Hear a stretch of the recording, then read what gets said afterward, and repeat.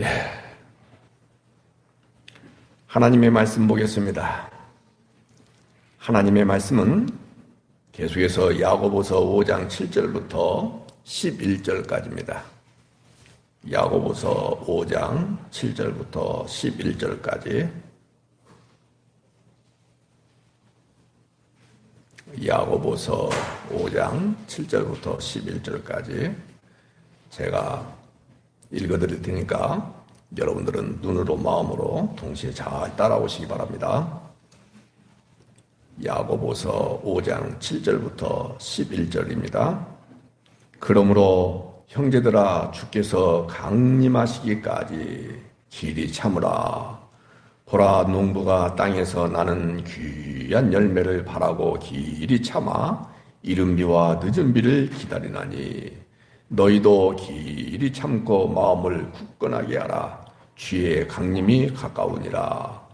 형제들아, 서로 원망하지 말라. 그리하여야 심판을 면하리라. 보라, 심판주가 문 밖에 서 계시니라. 형제들아, 주의 이름으로 말한 선지자들을 고난과 오래 참음의 본으로 삼으라. 보라, 인내하는 자를 우리가 복되다 하나니 너희가 욥의 인내를 들었고 주께서 주신 결말을 보았거니와 주는 가장 자비하시고 긍휼히 여기시는 이시니라. 아멘. 오늘 이 말씀도 계속해서 말씀드리는 것을 여러분들이 이해하시고 들어주셨으면 좋겠어요.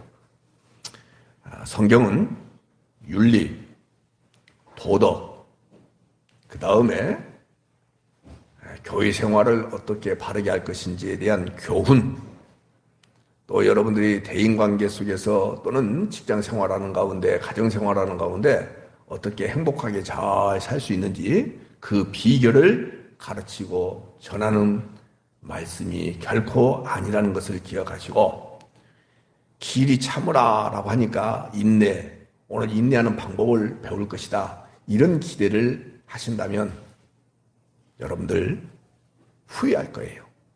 그런 말씀은 성경에 없습니다. 꼭 기억하시기 바랍니다. 자, 여러분들, 우리는 종말 하면은 거의 세뇌되어 가지고 예수님이 다시 오셔야 종말이다, 이렇게 생각하는 경향들이 대한민국 기독교인들 가운데 거의 대부분이 다 그렇게들 생각해요. 종말, 주님이 다시 오셔야 된다, 그때가 종말이다, 그렇게 생각하는 것은 하나는 알고 둘은 모른다, 그렇게 표현할 수 있어요. 그게 아니고요, 종말은 두 가지가 있어요. 하나는 뭐냐? 영적 종말. 그것을 뭐라고 말하냐? 이미 임했다. 또 하나는 가시적 종말. 그게 주님이 다시 오시는 것을 이야기하는 거예요. 그래서 우리가 성령 하면은 늘 아주 좋게만 이해하고 있어요. 그런데 여러분들 그렇게 하는 것이 여러분 신앙에 도움이 안 돼요. 한번 여러분 따라서 하셨으면 좋겠어요. 성령은 종말의 영이다. 더 크게요.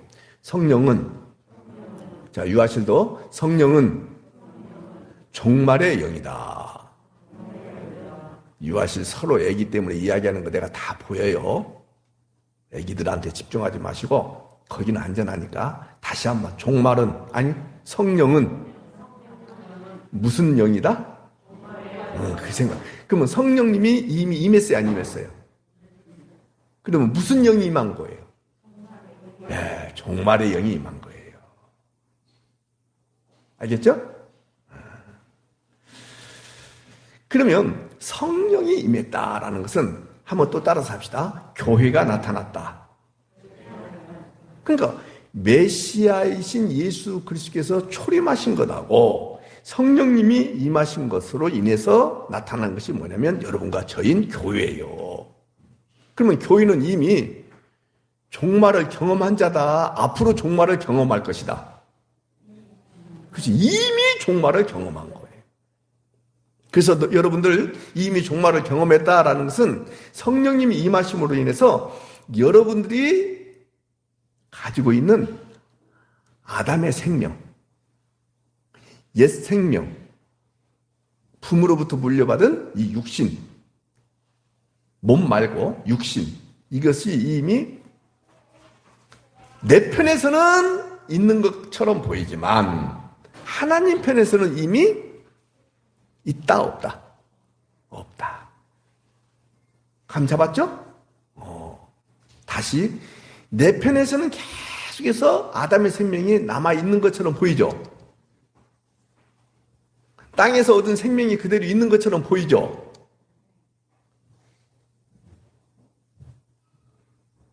그러나 하나님 편에서는 예수님으로 인하여, 하나님이 이렇게 말씀해요. 예수로 인하여 너의 옛 생명은 끝났어. 그것을 우리는 믿음으로 그대로 받아들이는 거예요. 그래서 믿음의 영역에서는 끝난 거야. 그런데 아직도 몸을 입고 땅에 발을 딛고 살다 보니 그런 것들이 있다는 것에 대하여는 우리가, 그것이 뭐예요? 첫 생명, 아담의 생명, 거듭나기 이전의 생명, 그것이 있다는 것에 대하여는 우리가 인지하는 거예요. 그러나 그것이 우리를 구속할 수 있다 없다? 없다. 오로지 여러분과 저를 구속할 수 있는 것은 주의 영이, 그리고 하나님이 여러분들에게 주신 그 믿음으로 말미암아서 하나님이 예수 안에서 여러분들을 완벽하게 구속하셨다. 이것이 믿음인 거예요. 그러니까 여러분들이 믿음과 이성을 잘 분별해야 돼요. 이성적인 사고를 갖고는 아직도 다시 이야기합니다만 옛생명이 남았어요, 안 남았어요? 남아있어요. 그러나 믿음의 영역에서는 없어요. 사랑하는 여러분, 그래서 교회라는 여러분과 저의 그 자체가 예수 그리스도의 오심을 이제는 뭐 하느냐? 대망하면서 살아가야 되는 거예요. 왜? 아직도 남아있는 것 끝장내야 돼요? 안 내야 돼요? 내야 되잖아요. 아직 남아있는 것이 뭐예요? 아담의 생명. 아직도 남아있는 것이 뭐예요? 옛 생명. 아직도 남아있는 것이 뭐예요? 품으로부터 물려받은 그 생명. 그거 끝장내야 되겠죠. 그래서 누가 오셔야 된다? 주님이 오셔야 된다. 그러면 이제 완전히 끝난다. 그것을 재림이다. 이렇게 이야기하는 거예요. 두 가지. 이미 뭐가 끝났다. 그렇지. 이미 종말은 임했다. 그러나 가시적으로는 임하지 않았다. 그 임하신다고 약속하신 예수님을 계속 길이 참으면서 기다리는 것. 이것이 무엇이다? 신앙생활이다. 그것밖에 없는 거예요. 그래서 지난번에 신앙생활을 제가 간단하게 요약해드렸잖아요. 천국을 알고 천국을 마음껏 경험하고, 이게 종말이 영이 임한 자가 천국이니까 천국을 마음껏 경험한 자들은 누리면서 천국을 전파하고 말하는 일, 이것이 신앙생활이에요. 그래서 함께 주님 품으로 돌아갈 수 있도록 선택받은 믿음의 사람들, 그리고 그럼에도 불구하고 아직도 불완전한 우리의 모습을 보고 한탄하는 거예요. 탄식하는 거예요. 그 탄식의 결과, 이야, 기다릴 것은 주님밖에 없구나. 주여 속히 오시옵소서.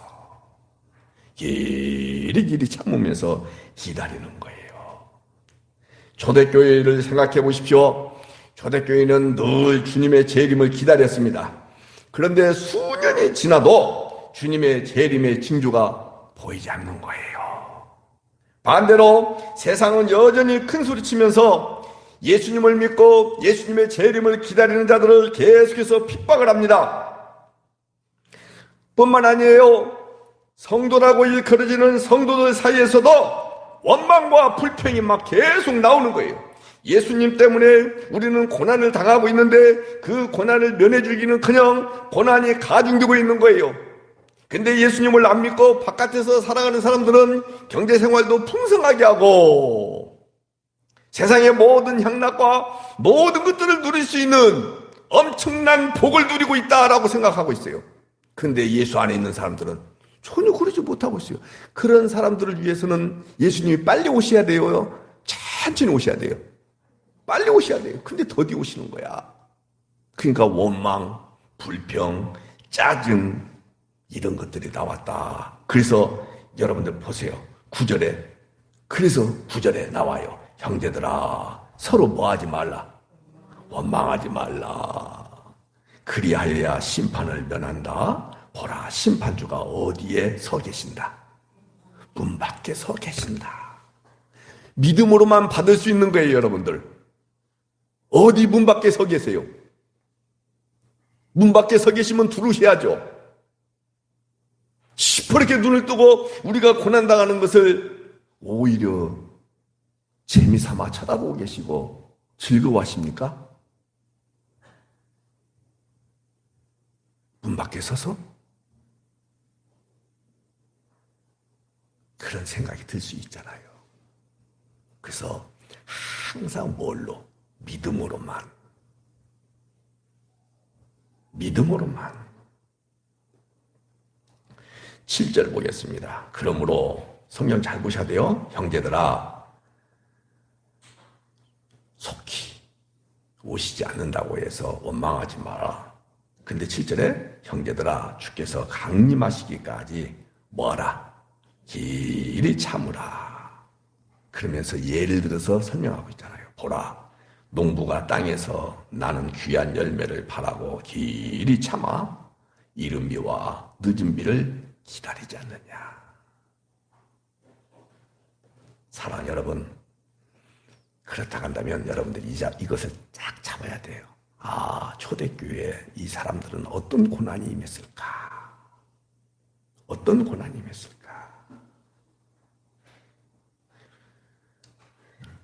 지난 시간에 우리 공부했잖아요. 기억하셔야 돼요. 5장 1절부터 6절까지 지난 시간에 공부했어요. 말세라는 주제로 말씀을 드렸어요. 어떤 고난을 당하고 있었을까? 부자들이 착취하는 거예요. 예수 믿는다는 이유 때문에 가난한 우리들을 부자들이 착취하는 것. 고난이에요? 고난 아니에요? 왜? 초대교회 성도들은 대부분이 가난했거든요. 그런데 이런 가난한 자들이 누구에 의해서 다 고생스럽냐면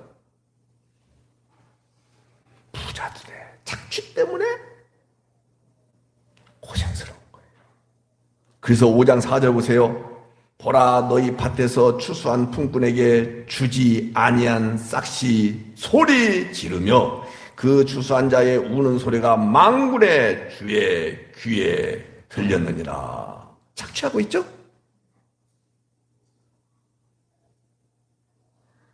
그러므로 주의 강림의 소식은 부자들에게는 놓치지 마셔야 돼요. 막 착취하고 노세 젊어서 노세 보라 우리는 이렇게 떵떵거리면서 살고 있다. 근데 갑작스럽게 주님의 강림의 소식이 들렸다고 가정해봐요. 그때 부자들에게는 어떤 생각이 들까요? 그들이 받을 고생으로 인하여 울고 통곡할 내용이 되지 않겠습니까? 맞죠? 반대로 주님이 강림하신다는 소식이 들리면 경제적으로 가난한 데다가 부자들에 의해서 착취당하고 거기다가 이 안에서 원망과 불평이 꽉 차 있는데도 불구하고 길이 참으면서 마지막까지 견딘 사람들 입장에서 주의 강림의 소식은 룰루랄라 할렐루야 이 기쁜 소식이 어디 있겠어요. 그런데 웬걸 주님이 오신다고 했는데 오셨어요? 안 오셨어요? 안 오시는 거예요. 더디 오시는 거예요. 더디지는 거예요. 그래서 사람들이 놀립니다. 야, 이 등신들아, 주의 재림이 임하면 세상을 심판한다 라고 너희들 입으로 그렇게 말하지 않았느냐? 근데 주의 재림이 어디 있느냐? 또 이렇게 말합니다. 예수님을 믿는다는 너희는 여전히 가난하지 않냐? 그리고 우리들에 의해서 또 가난한 자들을 부자들이 핍박받고 있지 않느냐? 부자들에 의해서. 근데 믿지 아니하는 우리들은 호의호식하면서 땅땅거리면서 살고 있지 않느냐? 이 바보들아. 이렇게 이야기하는 거예요. 재림은 무슨 재림? 초대교회 때 그런 거예요, 지금. 이러한 놀림이 고난을 계속해서 가중시키는 거예요. 그러자 교회 안에서 어떤 일이 벌어진 줄 아십니까? 저를 보셔야 돼요. 눈에 보이는 것으로 눈에 보이지 아니하는 믿음을 핍박하니까. 다시 무엇으로 무엇을 핍박하니까? 눈에 보이는 것. 이게 뭐예요? 눈에 보이는 것이 뭐예요? 아, 부자, 돈 많은 거, 편안하게 사는 거, 호의호식하고 떵떵거리며 사는 거, 그것으로 예수 믿는 사람들이 그들만이 갖고 있는 그 믿음. 근데 그 믿음이 흔들려요, 안 흔들려요? 흔들리고 있어요. 거기에 대하여 핍박을 하니까 더 흔들려 버리는 거예요. 항상 그렇습니다, 여러분들. 율법이 복음을 핍박하고요. 맞죠? 네. 다른 복음이 진리를 핍박하고요. 거짓이 참을 핍박하는 거예요. 여기 봐봐요.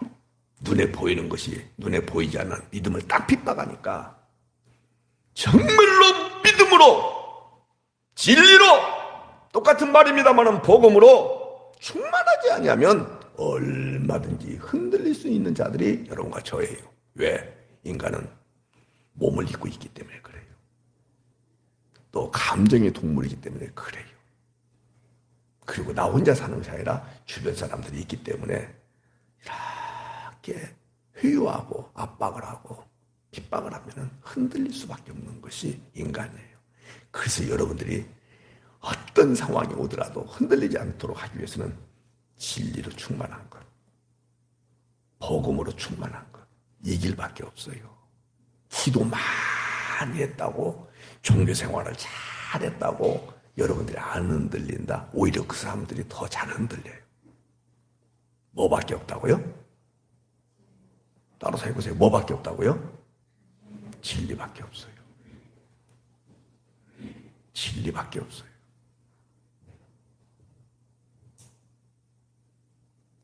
여러분들 보세요. 만약에 여러분들이 몸이 불편해요. 근데 목사가 가서 설교를 해요. 예배하면서 설교를 해줘요. 근데 진리를 모르고 있었던 그 성도님이 목사가 가서 진리를 펴고 하나님의 말씀을 가지고 쫙 해주면 왠지 든든해져요? 안 든든해져요? 든든해져요. 근데 목사가 올 필요가 없어요. 누가 해야 되느냐? 여러분들 스스로가 말씀을 보면서 그 말씀이 저를 보셔야 돼요. 확증할 수 있도록 성령님이 역사하시면 되는 거예요. 남 의지하지 말고 진리를 의지하는, 목사 의지하지 말고 복음을 의지하는 그 은혜가 여러분들 가운데 충만하시기를 주의 이름으로 소망합니다. 이 사람들이 이렇게 외부에서 흔드니까 옛날에 그 고등학교 책에 용비어 청가가 나오잖아요. 뿌리 깊은 남간 바람이 아닙니다. 샘이 깊은 물은 마르지 아니한다 그 말이에요. 근데 이들은 그렇지 못했어요. 그래서 어떻게 됐느냐? 여러분 성경 갖고 계시니까 4장 13절을 보세요. 나오잖아요. 아이고 오늘이나 내일이나 어떤 도시에 머물러서 장사하여 나도 이익을 봐야 되겠다. 금방 흔들려 버리잖아요. 4장 13절에 나오죠? 그 다음에 16절 보세요. 그런 자들을 향하여 허탄한 자랑 그만해라. 그런 자랑은 다 선하다 악하다. 어디에서 지금 돌아서 가지고 어디로 가고 있으니까 믿음의 영역에서 돌아서서 어디로 가고 있어요? 눈에 보이는 쪽으로 가고 있으니까 그래가지고 그것들이 잘 되었다고 가정하세요. 그래서 그걸 자랑해요. 근데 성경은 뭐라고 말해요? 축복이라고 얘기해요? 악이라고 얘기해요? 그래요. 근데 교회에서는 그걸 축복이라고 하고 있죠? 사업이 잘 되고 돈이 잘 되고 많아지고 사업 악이다. 성경은 그렇게 말하고 있는 거예요. 또 계속 봐봐요. 14절 끝에 보세요. 내일 일을 너희가 알지 못하는구나. 모르고 있으니까는 계속해서 그쪽을 향하여 달려가지. 너희 생명이 무엇이냐? 잠깐 보이다가 없어지는 안개잖아. 라고 정확하게 말씀하고 있지 않습니까? 그런데 오늘날 우리가 경험하고 있는 이 교회라는 것은 무엇을 축복이라고 얘기하냔 말이에요. 부자가 되는 것을, 그리고 부자가 된 것을 축복이라고 지금도 이야기하고 있으니 이게 교회예요, 교회 아니에요? 세상보다 더 악하게 되어버렸어요. 그래서 지난 주일날도 얘기했습니다. 여러분들 잘 되는 것 제가 배 아파하지 않습니다. 잘 되십시오. 그러나 하나님의 축복이라고 감히 말하지 마십시오.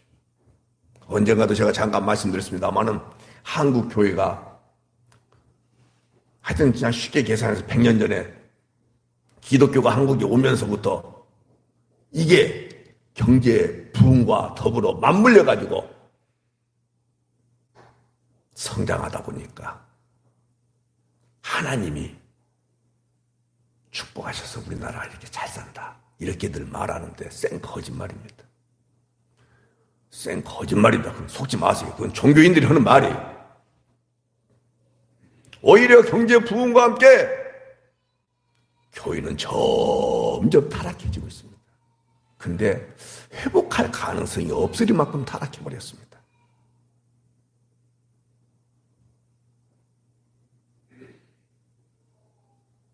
제가 지난 금요일 날 아침 새벽같이 SRT를 타고 서울에 갔다가 1시간 머물러 있나 2시간이나 머물러 있었나 하고는 바로 또 광주에 내려왔습니다. 난생 처음으로 총이라는 그 건물에 들어가서 사무총장을 만나고 대화 좀 나눴습니다. 처음 보는 사람인데. 총이 정치에 대하여 이야기하면서 하는 말이 세상 정치는 아주 깨끗합니다. 그래. 저는 그 말을 100% 믿어요. 교계 정치는요, 회복할 수 없습니다.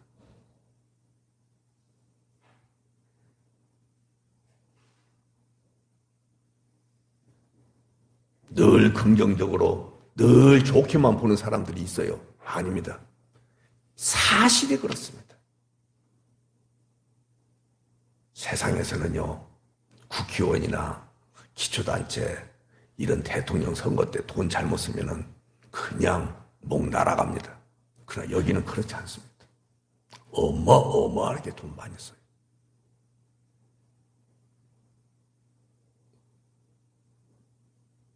다른 얘기는 할 필요 없어요. 그런 정도로 타락했습니다. 교회가 타락했어요. 정말로 그래요.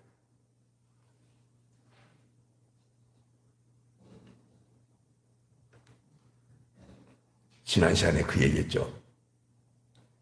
왜 교회가 물질이 많은 거, 경제가 부흥된 것을 축복이라고 말했느냐. 말씀드렸죠? 칼빌의 예정설과 직업 소명설을 잘못 해석해서 그렇게 나왔다. 칼빈의 예정설. 하나님이 나를 예정 가운데 택했어. 근데 그걸 내가 어떻게 알아? 알 수 있는 방법이 뭐냐? 허락된 주어진 직업에 충실해서 결과물이 뭐예요? 돈이야. 이것이 많아지면은 나는 부름받은 존재야. 이렇게 그냥 이꼴 등식화시켜버려요. 그러니까는 자, 눈 뜨셔야 돼요. 항상 자기한테 좋으면은요, 진리마저도 변질시키고 왜곡시켜서라도 해석해버리는 것이 인간인 거예요. 그렇지 않아요. 그러면 진리는 절대적이잖아요. 교회 안에 어떤 사람은 부자고 어떤 사람은 가난하고, 교회도 어떤 교회는 부자 교회고 어떤 교회는 찢어지게 가난한 교회도 있잖아요. 어떻게 해석하겠어요, 그건? 제가 신학교에서 강의하면서 그 얘기했어요. 여러분들도 속지 마십시오. 북일 25도에서 45도 사이, 여기가 비가 많이 적절하게 비가 잘 내립니다. 그래서 여기가 다 잘 삽니다. 남이 25도에서 45도 사이가 다 잘 삽니다. 눈 크게 뜨셔야 돼요. 정말로 그렇습니다. 그리고 그 밑에나 그 위에는요, 잘 살 수가 없습니다. 왜요? 오로지 기후 때문에 그래요. 기후 때문에 그런 거예요. 대한민국도 1년 동안 비가 안 왔다고 가정해보세요. 1년 동안 비가 안 왔다고 가정해봐요. 살 수 있어요, 없어요? 석유가 펑펑 나와도 못 살아요.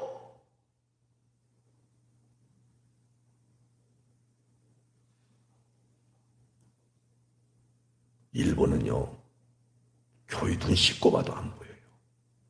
근데 우리보다 잘 살잖아요. 어떻게 해석하겠어요? 제발 예수 믿어서 복 받았다. 예, 하나님의 생명인 예수 그리스도의 그 은총을 힘입은 것으로 예수님의 생명이 내 안에서, 그래서 예수님이 그 모든 죄값을 치렀다는 확신이 들고, 그리고 내가 하나님 나라의 백성이라는 확신을 갖는 것, 그런 의미에서 복이라는 것은 맞아요.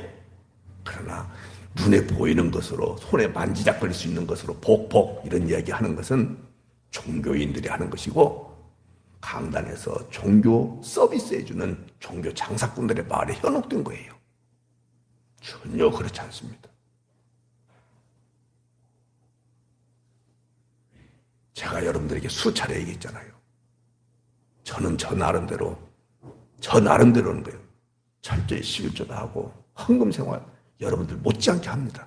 근데 왜 내가 사는 집은 저래? 저 부동산 단 하나도 없어요. 한 평도 없어요. 마련할 공간도 없어요. 내가 예수님을 잘못 믿어서 그렇습니까? 말 그대로 사기를 못 쳐서 그러지? 그런 말 하지 마요. 그러니까 잘 되면 금방 하나님 탓, 조상 탓, 내가 노력하고 이런 것들 하고, 또 그것이 안 좋아지면 금방 또 하나님을 원망하고, 이런 춤추는 인생, 울렁거리는 인생, 완벽하게 버리는 그 은혜가 있기를 다시 한번 소망합니다. 아셨죠? 예. 교인들이 돈 많아진 것을 축복으로 이야기하면서 정당화시킬 생각, 꿈에도 꾸지 않는 은혜가 있기를 바랍니다. 반대로 세상에서 부유하게 되면 될수록 주의 재림을 사람들이 기다릴까요? 대답하셔야 돼요. 세상에서 부유하고 하는 일이 잘 되고 그런 사람일수록 주의 재림을, 주의 강림을 기다릴까요? 안 기다릴까요? 봐요. 만약 제가 광주에서는 봉성동이 가장 잘 산다고 하는데, 서울 강남에 가가지고 그 부자 동네 교회에 가서, 사랑하는 성도 여러분, 이 세상이나 세상에 있는 것들이 다 불에 타 없어질 것입니다.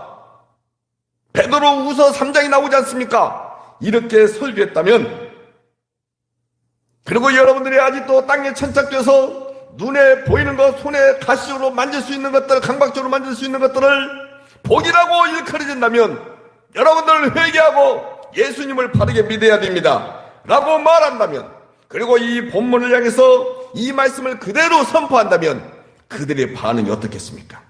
그들의 반응이 어떻겠어요? 뭐라고 말할 것 같아요? 종말을 기다리면서, 길이 참으면서, 선지자들의 인내와 욥의 인내를 그대로 간직하면서 기다리는데, 거기다 대고 플러스 가난해요. 힘이 없어요. 누가 저를 좋아하지 않아요. 그렇다면 부자 동네의 교회 교인들이 저를 향해서 뭐라고 말하겠습니까?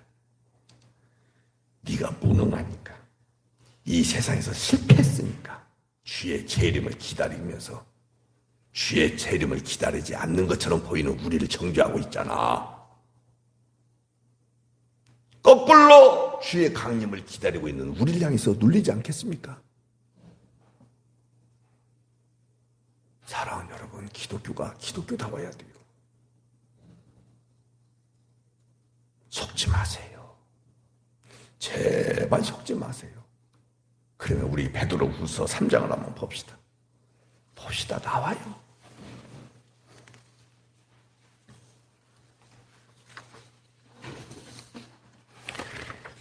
제가 어디라 했어요? 네, 베드로후서 3장. 유아신도 잘 펴서 보세요. 정확하게 1절부터 7절까지 나와요. 베드로가 후서니까 둘째 편지를 쓰면서 제일 먼저 이 편지를 받는 사람들에게, 성도들에게 먼저 기억하게 하는 것이 무엇이었냐면 2절 보세요. 2절 끝에 보세요. 기억하게 하려 하노라 그랬죠.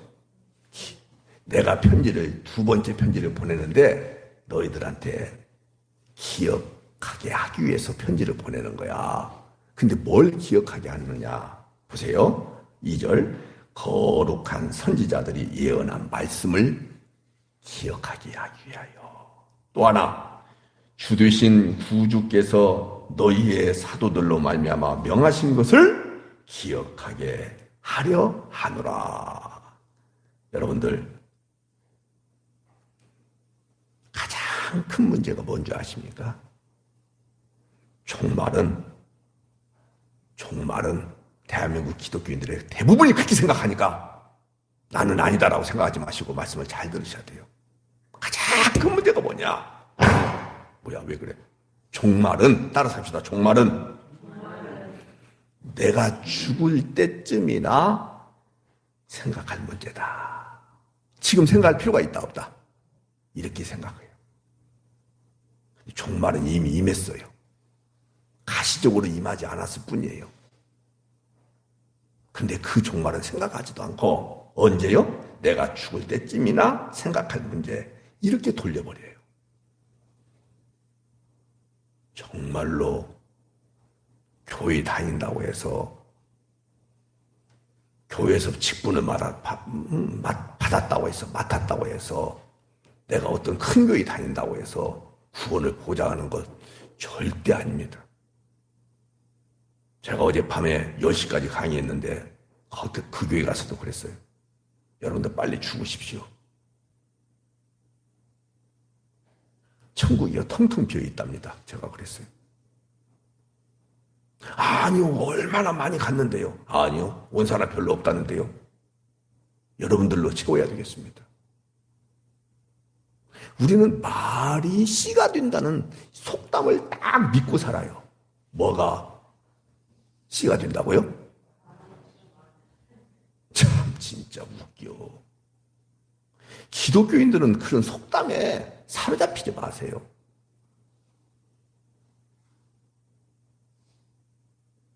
그래서 어떤 이야기만 듣기 좋아하냐? 축복된 내용들. 그러면 그것이 말이 씨가 되어서 임할 줄 알아요. 임하던가요? 안 임하던가요? 속지 마요. 안 임해요. 그러니까 어떻게 기도해야 되느냐?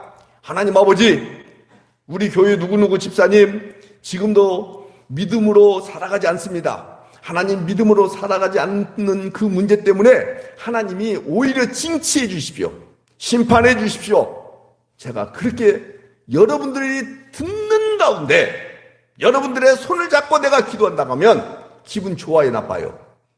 나쁘죠? 왜? 그것이 응답받을까 봐서. 걱정하지 마요. 응답 안 받으니까. 받을 수도 있어요. 하나님은 계속해서 그런 기도를 들어주신단 말이에요. 지금은 힘들 수 있어요. 그러나 오히려 그 심판이 구원을 이루어가는 단계예요. 단초라고요. 그것이 시발점이라고요. 한번 따라서 합시다. 십자가 없는 부활은 없고, 알겠죠? 심판 없는 구원은 없고, 역창조 없는 새 창조도 없고, 부서지지 않는데 어떻게 새롭게 지을 수 있어요? 우리는 부활을 좋아해요. 그러나 십자가가 없는 부활은 없어요. 구원도 좋아해요. 심판 없는 구원은 없어요. 근데 우리는 어떤 것만 가지고 기도해요? 아까 두 번째 뒤에 거 뭐예요? 부활 아니에요. 그 다음에 또 뭐예요? 구원 아니에요. 그 다음에 또 뭐예요? 새 창조 아니에요. 이것을 먼저 구하세요. 계속 공부하셔야 돼요. 이것이 뭐예요? 앞에 것이 십자가를 구하세요. 그 다음에 뭐예요? 심판을 구하세요. 그 다음에 뭐예요? 역창조를 구하세요. 무너지도록. 하나님, 우리 딸 무너져야 됩니다. 하나님, 우리 아들 무너져야 됩니다. 하나님, 십자가 지어야 됩니다. 우리 남편, 우리 아내 죽어야 됩니다.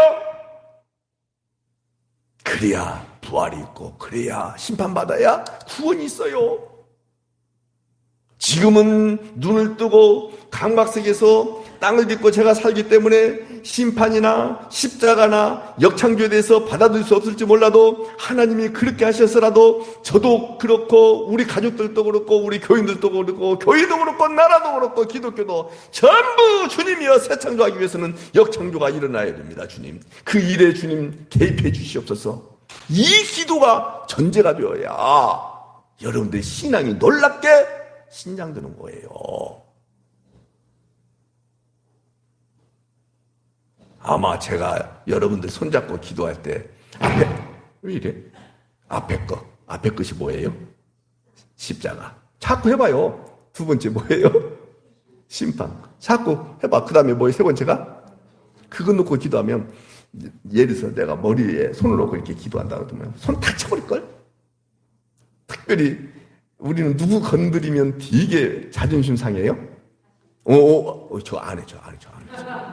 자식 건드리면 되게. 쟤가 누구야? 태영이야? 태영이는 안 돼. 그러니까 큰 놈 이름이 뭐지? 태경이를 놓고 내가 기도해. 하나님 아버지. 근데 이번에 지원했는데 합격했냐? 1차 합격했어? 내가 축하한다고 얘기해야 되냐? 떨어져야 된다고 얘기해야 되냐? 상관없어. 뭐 해도? 속은 안 그럴걸? 이제 우리가 이것을 알아야 돼요. 알겠죠? 그러니까는 그 사람 듣는 데서 기도하는 것이 쉽지가 않아요. 그러나 자기 자녀들 놓고 그 기도를 했어요. 근데 진짜 그대로 이루어졌어요. 근데 한참 지나고 보니까는 그때 그 떨어진 것이, 알겠죠? 그거 실패한 것이 도움이 되더라 안 되더라? 어떤 영역에서? 그렇지, 믿음의 영역에서. 그러니까 우리의 관심사는 어디야 된다고요? 믿음이야, 믿음. 자, 엉뚱 들어갔어요.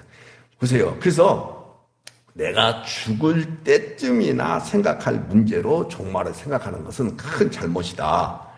여러분들, 죽어서 가는 천국 때문에 기독교가 이 모양 이 꼴이 된 거예요.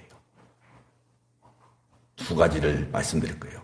많은 돈을 들여서 예배당을 건축하려고 하는 그 교회에서 가장 우선순위로 강조하는 내용이 과연 종말 이야기겠어요? 아니겠어요? 아니겠죠? 이게 문제인 거예요. 아니, 예배당을 돈 많이 들여서 짓지 말란 말 아니에요. 지어야 돼요. 사람들 수용해서 예배하려면. 근데도 불구하고 그 예배당을 건축하는 그 상황 속에서도 무슨 이야기는 해야 된다. 정말 99% 지었는데 주님 오시냐?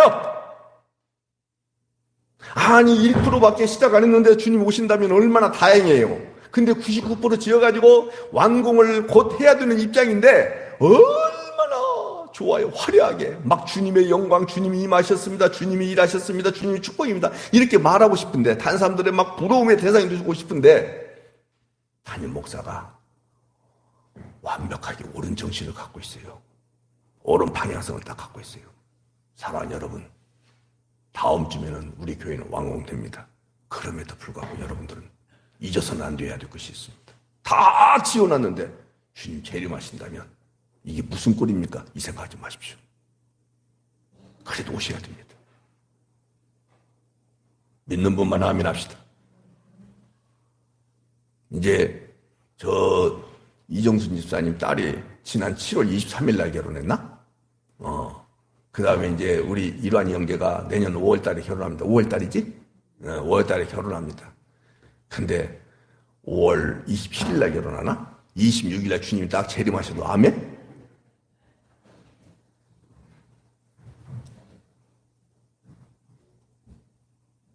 우리가 이런 것들을 과감하게 그렇게 접근해야 돼요. 또 하나, 부자들이 많이 모인 곳에서 이 세상의 종말과 심판을 가장 우선순위로 말하겠느냐 이 말이에요. 그러나 베드로는 분명하게 말합니다. 먼저 이것을 알라. 자, 3절 보세요.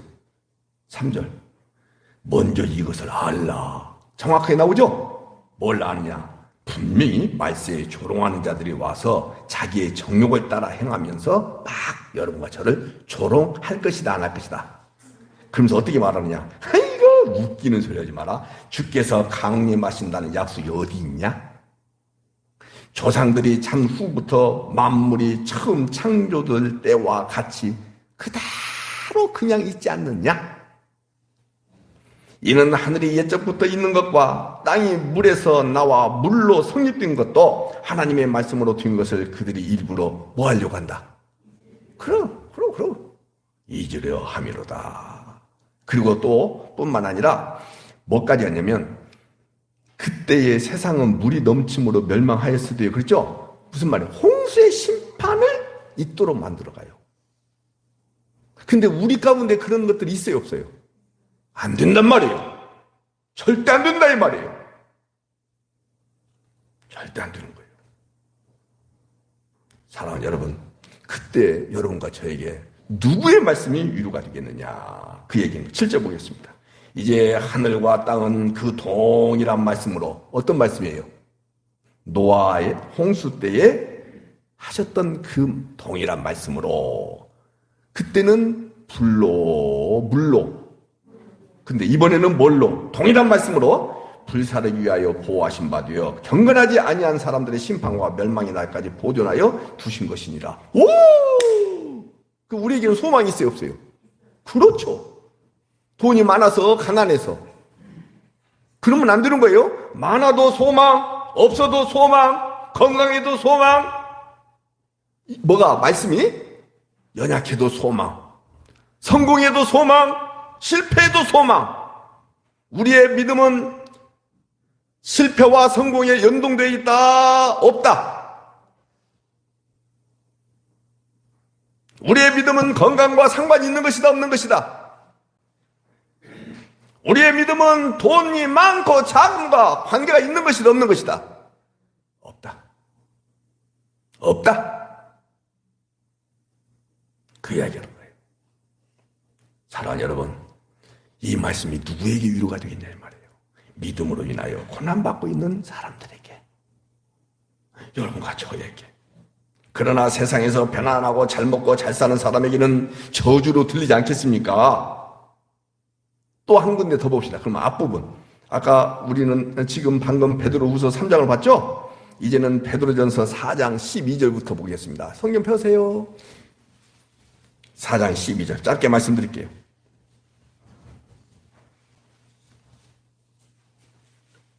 4장 12절 앞부분에 나오죠?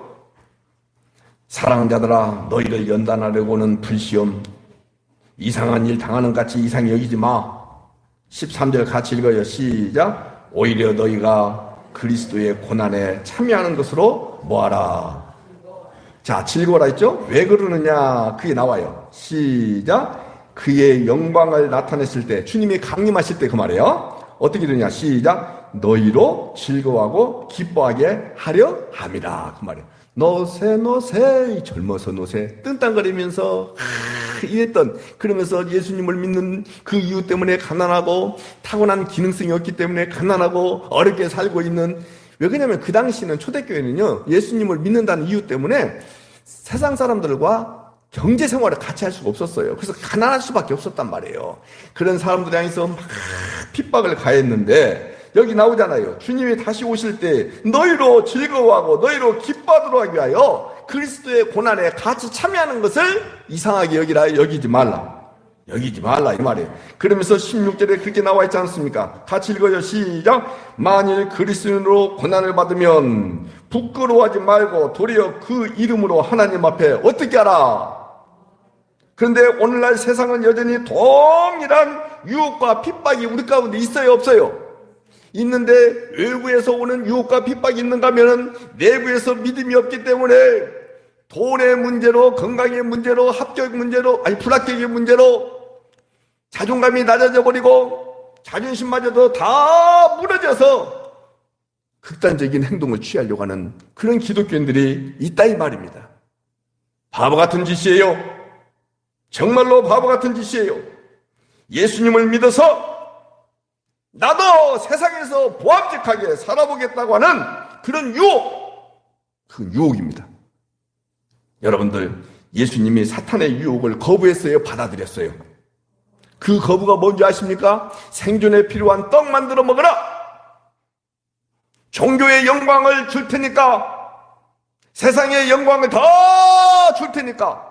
근데도 불구하고 거부했어요? 안 거부했어요? 근데 우리는 이 생존의 문제와 종교의 영광과 세상의 영광을 주겠다고 하니까는 아니 주겠다라고 말하기 이전에 자기가 먼저 하나님 앞에 구해요. 진짜 웃기는 짓이잖아요. 또 얘기할게요. 아담이 받았던 유혹, 우리의 기도의 대상이다, 아니다?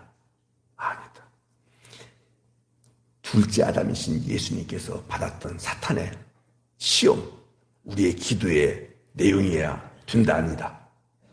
근데 우리의 기도의 내용들 봐봐요. 먹음직하고 보암직하고 보기에 탐스러울 만한 것, 그거 구해요. 틀려요? 맞아요?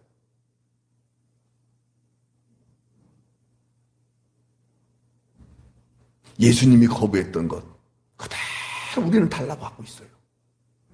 그게 다 종교 장사꾼들의 종교 립서비스 때문에 사람들이 다 세뇌 당했어요. 여러분들 진리 아닌 것들은 따르지 마세요. 제가 어제 34명이 모처럼 거의 다 온 것 같아요. 34명이 모여서 마지막 시간 이제 강의를 마치기 위해서 그런 얘기를 서두에 했어요. 여러분들, 주일 성수가 성경에 나와요, 안 나와요? 그게 진리예요, 아니에요? 내가 이렇게 물었어요. 다 그렇게 진리로 알고 있어, 사람들은. 전부 뿐만 아니에요. 제가 또 이렇게 얘기했어요. 여러분들 율법 지키라고 있는 거예요. 율법 왜 주셨어요? 그랬더니 사람들 잘 물어보면 대답 많잖아요. 근데 몇 사람이 지키라고요. 그러면 순간적으로 탁 튀어나와요. 왜요? 한번 따라서 합시다. 세뇌돼가지고. 그래서 제가 얘기했죠. 종교와 사상과 다다다다다 해요. 다단계와 또 뭐라 있어요? 마야. 이것은 한 통속이라고 했어요. 무성부에 한번 세뇌되면 이거 빠져나가질 않아요. 그런 거 없어요. 없는데 있는 것처럼 세뇌당해가지고 쩔쩔매고 있는 대한민국 기독교인들이 사랑 여러분 자유를 누리시기를, 그리스도 안에서 자유를 누리시기를 주의 이름으로 소망합니다. 아멘이죠. 이 세상에서 예수님을 믿는다는 것은 십자가에 못 박히신 예수를 구원의 능력으로 믿는 것을 믿는다, 그렇게 말하는 거예요. 이 자체가 여러분과 저에게 핍박이고 고난입니다. 가족과 교회 안에서도 핍박입니다.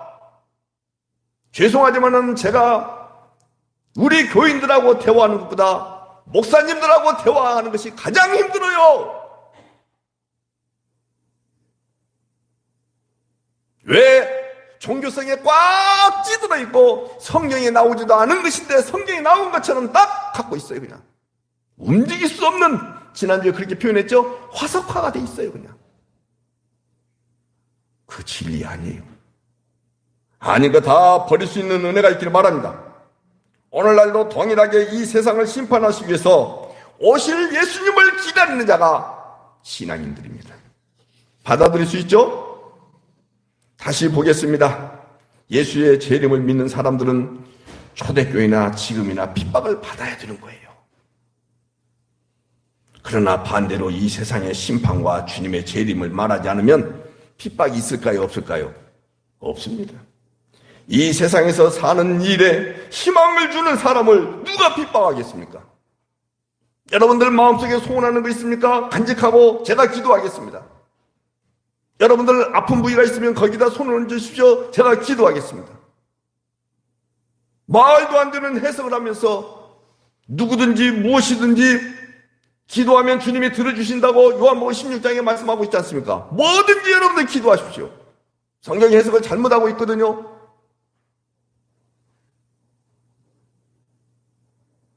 이렇게 희망을 주니 누가 안 좋아하겠습니까?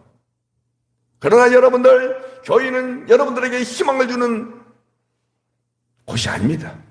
희망을 준다고 한다면 하나님 나라에 희망을 주고, 더 크게 하면, 맞죠? 우리에게 희망이 있다고 한다면 강림하실 주님이 계시다는 것.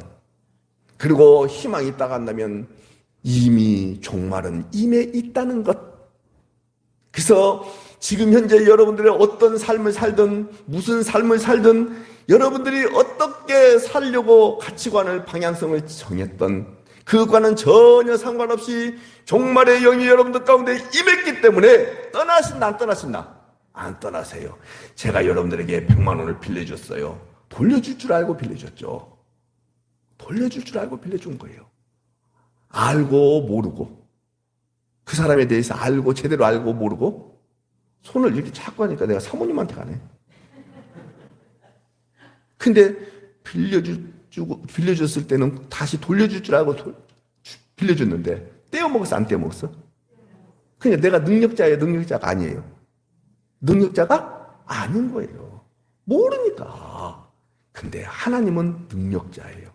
여러분들 안에 한번 찾아오시면은 여러분들이 어떻게 살 줄 다 아시고 찾아왔을까요? 모르고 찾아왔을까요? 그러면요. 사모님 예배 몇 번 빠졌어?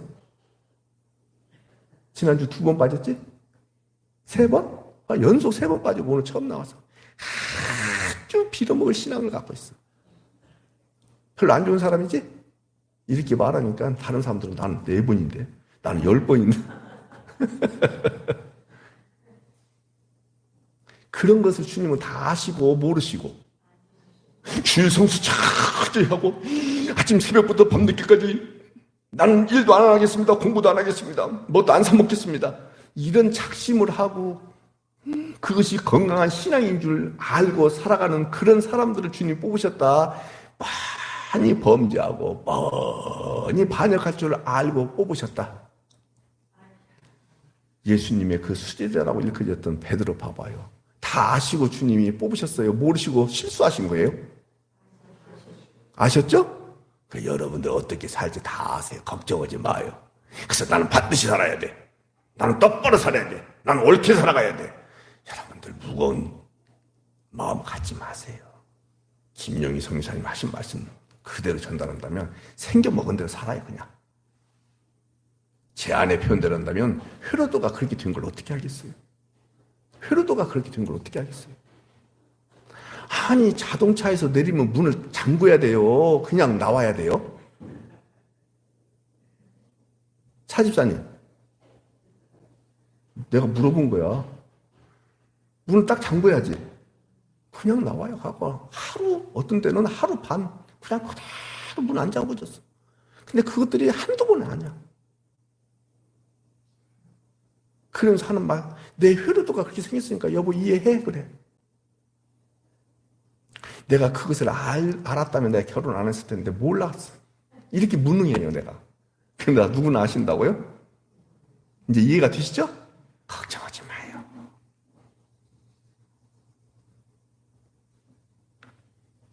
교회 문제를 일으킨 사람들이 있잖아요.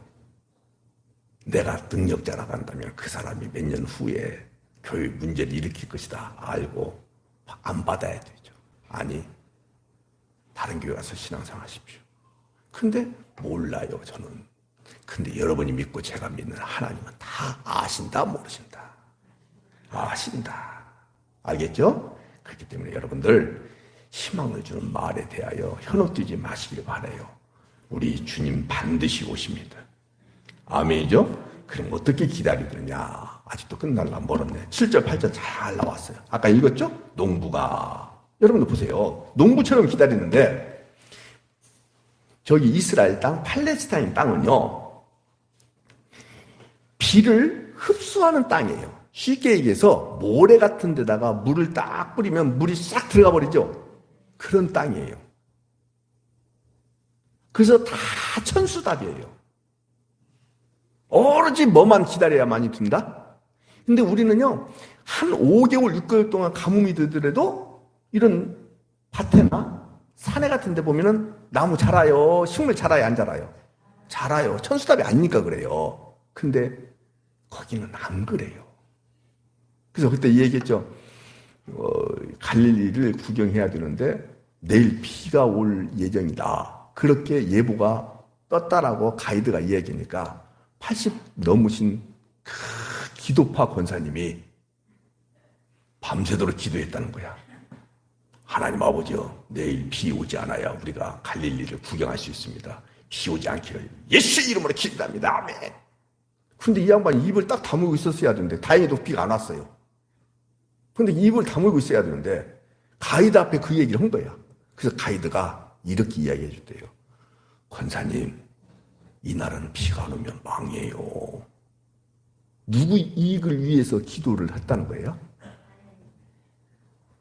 한국말을 못 알아들으니까 그러지. 이 사람들이 그것을 믿는다면 권사님 맞아 죽어요.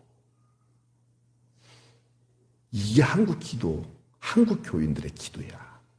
웃기는 소리잖아요. 근데 다행스럽게 공교롭게도 비가 안 왔어요. 우리한테는 도움이 됐죠. 이스라엘은 안 돼요. 비가 와야 돼요. 그런 기도 하라 하지 마라. 그냥 북이스라엘 땅에서도 다 가가지고는요, 야곱의 돌멩이가 돌베개 자가고 뭐지? 배고잠 나 금방 생각. 그 찬송 알죠? 그 28장에 나오는 것인데 창세기 그것을 설명하니까는 그 자리에서 다. 그래서 권사님 가야 돼요. 필요 없어. 딸이 모시고 왔는데 가야 돼요. 엄마 필요 없어. 무슨 기도했을까? 하지 마요. 하지 마요. 그런 것도 좀. 여러분 보세요. 농부가 길게 참고 기다리잖아요. 그들은 이제 이렇게 씨앗을 뿌려요. 그리고 난 뒤에 이른비가 와야 싹이 나고, 알겠죠? 그러는 거예요. 그 다음에 곡식을 거두기 전에 또 비가 와야 돼요. 그것이 늦은 비예요. 그래서 우리 성경에 나오죠. 이른 비와 늦은 비 나오죠? 그게 그 뜻이에요.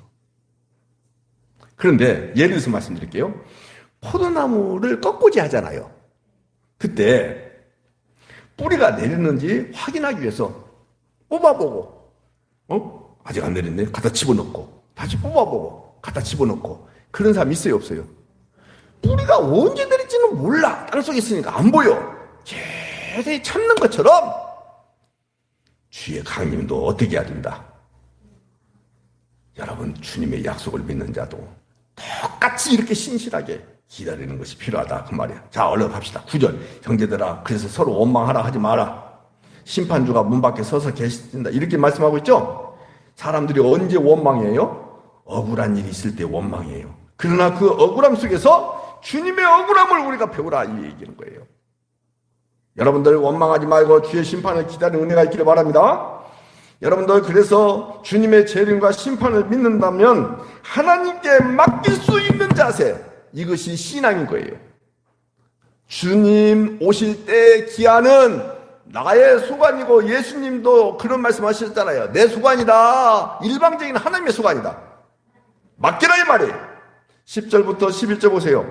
형제들아, 주의 이름으로 말한 선지자들을 고난과 오래 참음의 본으로 삼으라. 그 다음에 11절, 인내하는 자를 우리가 복되다 하나니 너희가 욥의 인내를 들었지 않느냐. 그리고 주께서 주신 결말을 보지 않았느냐. 주는 가장 자비하시고 큰 줄이 여기시는 이시니라.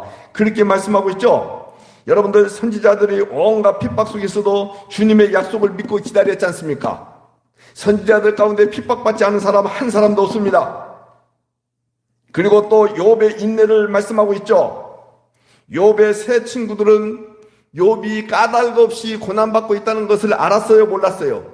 천상휴유의 결과를 알았어요, 몰랐어요? 우리가 욥기 다는 공부 안 했지만 많은 부분은 공부했잖아요. 알았어요, 몰랐어요? 몰랐습니다. 결국 하나님이 나중에 나타나셔서 까닭 없는 고난을 받는다면서 원망하고 있는 욥에게 분명히 이렇게 대답하셨어요. 38장에서 까마귀 새끼가 하나님을 향하여 부르짖으며 먹을 것이 없어서 허우적거릴 때에 그것을 위하여 먹이를 마련한 이가 누구냐? 나 아니냐? 나 아니냐? 하나님 말씀하시는 거예요. 또 38장에 계속해서 나오는데 누가 했냐? 누가 했냐? 내가 하지 않았느냐? 나는 주권자다. 모든 만물을 다 내 뜻대로 통치하는 자다. 이렇게 말씀하고 있는 거예요. 사랑하는 여러분, 까닭 없이 고난받는 욥에게 하나님의 답변을 기다리는 것은 이런 말이 아니었을 거예요. 나, 억울한 나, 새 친구들한테 정죄당하고 있는 나, 여기 대해서 원한을 좀 풀어주세요 그랬어요. 그때 주님이 그런 것은 안 하시고 만물을 내 뜻대로 통치하고 있는데 네가 왜 한가하느냐, 이런 식으로 말씀하고 있는 것에 대하여 쉽게 받아들일 수 있어요, 없어요? 돈 없어서 온갖 사람들한테 어려움을 겪고 있는데 하나님 저한테도 돈 좀 주세요. 내가 사기쳤습니까? 거짓말했습니까? 타고난 기능성이 없어서, 그리고 또 다른 사람들이 나를 향해서 사기쳐가지고 내가 이렇게 어려움을 겪고 있는데, 그때는 주님이 뭐라고 말씀하시느냐? 기다려라. 나는 의로운 자다. 내가 하는 일을 네가 1년 후에 볼지 10년 후에 볼지 네 후손에 볼지 아니면 하나님 나라인 천국에 와서 알지 네 소관 아니다. 이렇게 말하면 짜증나요, 안 짜증나요? 짜증나죠? 그래서 길이 참으라, 믿음으로. 자, 다 끝났으니까 조금만 기다리시기 바랍니다. 그 이야기 앞에, 38장 앞에 누가 회개하느냐면 욥이 철저하게 회개합니다. 자기는 정당한 고난을, 정당함에도 불구하고 고난을 받고 있어요. 그래서 억울하다고 하나님 앞에 이야기했어요. 그때 까마귀 새끼 배고픔을 생각해 본 적이 있냐? 니놈은 나는 안다. 이렇게 말씀하고 있어요. 산염소가 새끼를 언제 치는지 너는 관심도 없었지? 예. 그러면서 회개해요. 몰랐단 말이에요. 어제 나밖에 몰랐단 말이에요. 그런 욥이 하나님의 자비와 긍휼을 알고서 회개합니다. 그러자 우리 이것을 하나 펴봅시다. 얼마나 중요한지 몰라요. 욥기 마지막 장 42장 여기만 하고 마치겠습니다. 어디 펴라고요? 욥기 42장 마지막 절. 저는 오늘 아침에 이 말씀을 다시 보면서 이야, 이게 주님이시구나 다시 한번 알게 됐어요. 욥기, 시편, 잠언, 전도서 한 가운데쯤 있어요. 40몇 장? 42장. 다른 거 보지 맙시다. 8절만 봅시다. 여러분들 꼭 보세요. 시작. 그런즉 너희는 숫소 7과 누구한테 하시는 말씀이냐면 욥의 친구들한테 하시는 말씀이에요. 시작. 너희는 숫소 7과 순양 7을 가지고 내 종 욥에게 가서 너희를 위하여 번제를 드리라. 같이 읽어. 시작. 내 종 욥이 너희를 위하여 기도할 것인즉 내가 그를 기쁘게 받으리니 니놈들이 우매한 만큼, 그 말이에요. 자, 지금까지는 누가 오른 것처럼 전개됐었어요. 새 친구들이 옳았다라고 우리는 볼 수밖에 없었잖아요. 결말은 다 알고 있었지만은 고난당하고 있는 것은 분명히 네가 무슨 범죄했기 때문에 고난받는 거 아니냐 라고 누가 얘기했어요? 욥의 새 친구들이. 근데 하나님은 마지막 42장에서 말씀하고 있습니다. 니놈들이 우매한 만큼 너희에게 갚지 않겠다.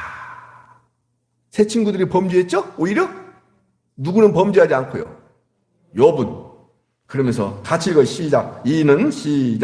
이는 너희가 나를 가리켜 말한 것이 내 종 욥의 말같이 옳지 못함이라. 여러분들 욥의 세 친구들이 좋은 말 했어요? 그런 말 했어요?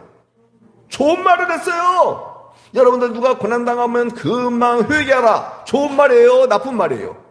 좋은 말이에요. 그러나 하나님 편에서는 옳은 말이에요? 그런 말이에요? 그런 말이란 말이에요. 이 부분을 우리가 잡자고요. 그래서 여러분 얘기했잖아요. 네 시작은 미약하였으나 네 나중은 창대하리라. 욥기 8장 7절에 나와 있는 그 말은 욥의 친구가 말한 거잖아요. 틀린 말이에요? 좋은 말이에요? 좋은 말이에요. 그러나 옳은 말이에요? 그런 말이에요? 그런 말이에요. 정당한 말이에요? 아니에요. 하나님 말씀이에요? 지 말이에요. 은혜로운 말이에요? 정죄하는 말이에요? 정죄하는 말이란 말이에요. 누구 생각하고 한 말이에요? 욥을 생각하고 한 말이에요. 그러나 결국은 누가 승리자로 나타나고 있어요. 과정은 누가 고통당하고 고난당하고 있었는데, 근데 누가 승리자예요? 누구의 손을 들어줬어요? 나오잖아요. 내 종 욥의 말같이 옳지 못하다. 누구 말은 옳다? 네 놈들의 말은 옳지 못하다. 우리가 함부로 그렇게 말하자. 그것처럼 선지자들처럼, 누구처럼? 욥처럼 뭐하라? 마지막까지 길이 참고 기다려봐라. 그것이 신앙이다. 그때 제 손을 보십시오. 마지막 하나님이 누구의 손을 들어주신다고요?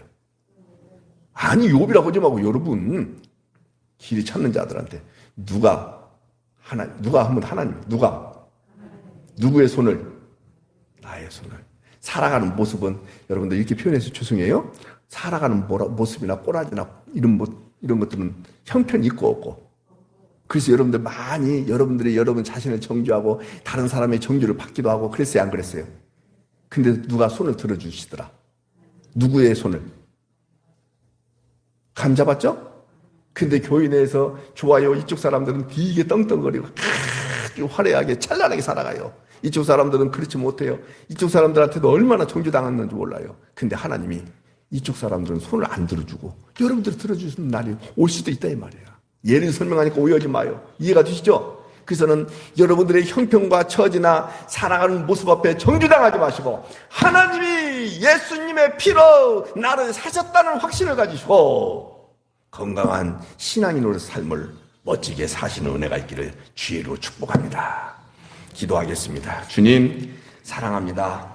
이 은혜, 이 은총 평생 잊지 않도록 하나님 계속해서 주의 강림을 기다리는 믿음의 사람들이 되게 하여 주옵소서.